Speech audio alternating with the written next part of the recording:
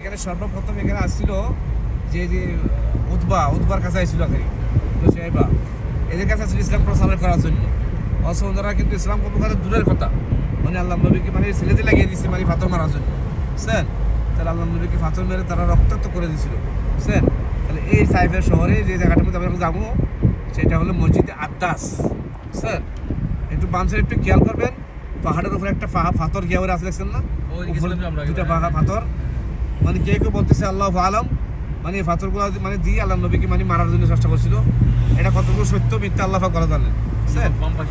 বাম পাশের উপরে পাথরটা কোনোটা দাঁড়িয়ে আছে, বুঝছেন? আর এটা হলো সে আল্লাহ নবীর মসজিদের কোর, বুঝছেন? এটা এখানেই বাস ইসলামের যে মানুষগুলো হারিয়ে যায়, অনেক সরকারে বাধা দেয়, তবুও তারা কিছু মানে না, বুঝছেন? এটা হলো মসজিদে আল কোর, আল্লাহ নবীর মসজিদ।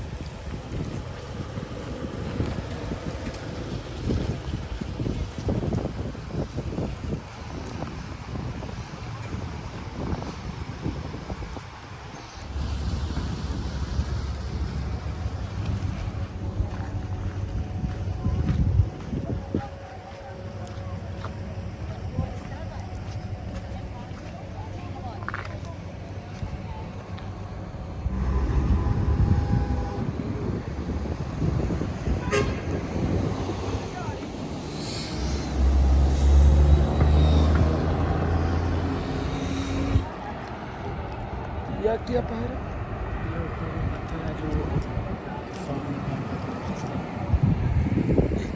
ये दो ना वो ऊपर टॉप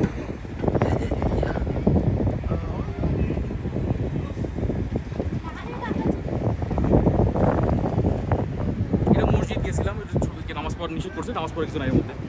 পাথরের ইতিহাসটা বলো। পাথরের বলো তোমার ফুরকান ভাই আমার থেকে। এখানে আমি যখন মনে আছে মোহাম্মদ সাল্লাল্লাহু আলাইহি ওয়াসাল্লাম একদিন রাতের বেলা নিচে আশ্রয় নিয়েছিল, ওই যখন এখানে আসছিল উপর থেকে কিছু লোকজন তাকে মারার জন্য পাথর ঠেলা মারছিল, কিন্তু পাথর আর নিচে আসে না। এখানে দুইটা পাথর আছে, এই পাশে একটা ওই পাশে একটা পাথর নড়ে নাই। রাজের দিকে এই যে দুটো পাথর। আমি তো তখন উপরে ভিডিও আমি জানি আমার কোনো